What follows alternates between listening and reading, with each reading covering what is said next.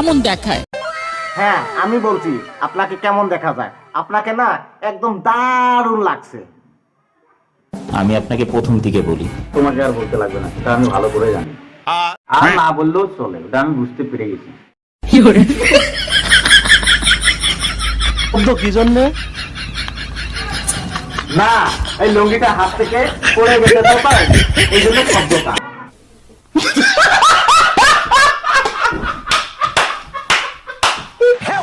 এই যে শুনুন, তোমার জন্য না আজ একটা ছোট্ট গিফট।